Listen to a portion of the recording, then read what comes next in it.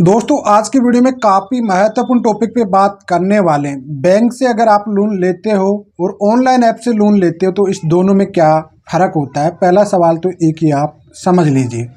दूसरा सवाल होता है कि कौन से में बेनिफिट होता है, मतलब फ़ायदा और नुकसान क्या क्या हो सकते हैं। मतलब बैंक से लोन लेने में फ़ायदा है या फिर ऑनलाइन ऐप से लोन लेने में फ़ायदा है, या फिर क्या नुकसान है क्या नहीं है, वो भी इस टॉपिक वीडियो में डिटेल में बात करेंगे। और तीसरा सवाल ले लेते हैं कि मान लीजिए बैंक की लोन की EMI ड्यू हो गई तो क्या होगा, और ऑनलाइन ऐप्स की EMI ड्यू हो गई तो क्या होगा। जी हाँ, 3 सवाल है, काफ़ी महत्वपूर्ण है। क्या वाकई इसमें कोई लीगली कार्रवाई हो सकती है, नहीं हो सकती है, बैंक से रिलेटेड भी हो चाहे वो आपकी ऑनलाइन ऐप्स वगैरह से रिलेटेड हो। तो इस टॉपिक पे वीडियो थोड़ा लेंथी हो सकता है लेकिन काफ़ी महत्वपूर्ण होने वाला है, इस वजह से वीडियो के अंत तक जरूर देख लेना। तो चलिए दोस्तों, नो टाइम पास नो बकवास, सीधा करते हैं काम की बात। मैं हूँ हंस। सेकंड बात दोस्तों, कमेंट में नंबर ना छोड़े। अगर आप मुझसे ही बात करना चाहती हो या पर्सनल डिटेल में कोई भी डिस्कशन करना चाहती हो तो आपको डिस्कशन में पूरी डिटेल मिल जाएगी। इंस्टाग्राम को आप फॉलो कर सकते हो। देखिए दोस्तों, सबसे पहले सवाल उठा लेते हैं कि जो बैंक का लोन लेते हो आप लोग और एक ऑनलाइन ऐप से लोन लेते हो। बैंक से देखिए, जो भी लोन मिलेगा आपको सिक्योर लोन मिलेगा, ठीक है। अनसिक्योर लोन कभी भी नहीं मिलेगा आपको, ठीक है। अगर अनसिक्योर भी मिल जाता है तो भी आपको सेफ्टी उसकी रहती है। लेकिन अगर आप ऑनलाइन ऐप्स वगैरह से लोन लेते हो तो वो पूरा टोटली अनसिक्योर लोन होता है, लेकिन उसमें रिस्क भी बहुत होता है। देखिए, बैंक का क्या होता है कि इंटरेस्ट जो होगा, जो भी ब्याज दर रहेगी वह फिक्स रहेगी। पहले बता देगा भाई, आप बिजनेस लोन ले रहे हो, पर्सनल लोन ले रहे हो, होम लोन ले रहे हो, कुछ भी ले रहे हो आप लोग, उसमें पूरा जो भी रहेगा वो पहले आपको क्लियर कर देगा बैंक, ठीक है। RBI से भी अप्रूव्ड रहता है। कई ऐप्स वगैरह भी ऑनलाइन वाले भी RBI से अप्रूव्ड रहते हैं, लेकिन वह मानते कुछ भी नहीं है। RBI इनको बार बार वार्निंग भी देते हैं, लेकिन लोग इसकी चपेट में आ भी जाते हैं। दूसरी बात, आपको ये कंफर्म भी नहीं हो पाता कि वाकई ये चीज़, ये वाकई ऐप सही है या गलत है। तो इस वजह से देखो, सबसे पहले तो आपको बैंक की लोन देता है कोई भी, वो बैंक आपका सिविल स्कोर दोनों चेक करते हैं, बात बराबर है। ऐप्स वगैरह भी देखते हैं, लेकिन बैंक वाला कहीं ना कहीं आपके अर्निंग देखता है कि भाई आपके पास रिसोर्स क्या है इन अर्निंग का। ऑनलाइन ऐप्स वाले सिविल स्कोर के आधार पे दे देते हैं, पैन कार्ड लेते हैं, आधार कार्ड लेते हैं, इसके आधार पे लोन प्रोवाइड कर देते हैं आपको। लेकिन बैंक आपको करेगा नहीं इनके दो के बेस पे कभी भी, ठीक है। अब ऐसी सिचुएशन में भैया आपको सबसे पहले तो जो लोन ले रहे हो आप बैंक से लेने की कोशिश करो हमेशा, ठीक है। ऑनलाइन ऐप्स वगैरह से कभी भी लोन नहीं लेना चाहिए। देखो, इसका नुकसान और फायदा, बैंक से लोन लेने का फ़ायदा ये रहता है कि भैया आपका एक सिक्योर लोन रहता है, उसका इंश्योरेंस भी करा देते हो, कोई भी दिक्कत आ जाती है या EMI फॉल्ट भी हो जाती है तो सेटलमेंट करने के ऑप्शन होते हैं। कहीं कहीं से उस चीज़ को सेटलमेंट भी आसानी से कर जाती है, दिक्कत नहीं आती है।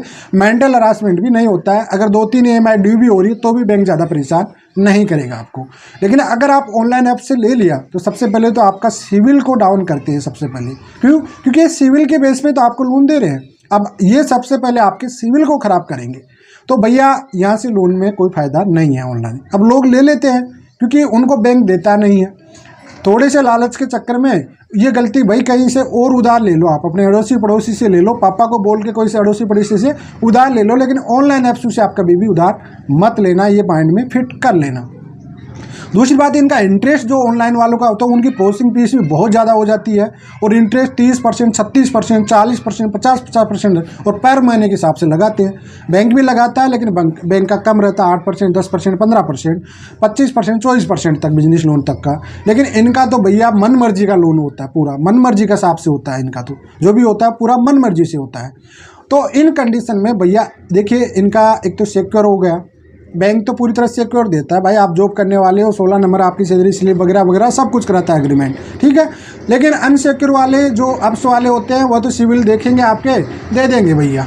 अगर फिर देखते हैं, अब आगे बात करते हैं फ़ायदा नुकसान इनका क्या होता है। फ़ायदा आपको बैंक से ही मिलने वाला है, ऑनलाइन ऐप्स से कोई भी नहीं है। नुकसान ही नुकसान है, आपको सिविल ख़राब हो जाएगा, आपका इंटरेस्ट से ज़्यादा देना पड़ेगा आपको, सब कुछ। EMI नहीं दे पाए तो गाली गलौच हो जाएगी, आपको फालतू नोटिस आएंगे, बार बार आपकी कॉल डिटेलें हैक हो जाएगी, आपके कॉल लोग जितने भी उनको कॉल करेंगे, आपके फ़ोन में जो भी है आपकी प्राइवेसी उसका उल्लंघन किया जाएगा, बार बार थ्रेट किया जाएगा आपको। ये आप अच्छे से माइंड में फिट कर लेना, ठीक है।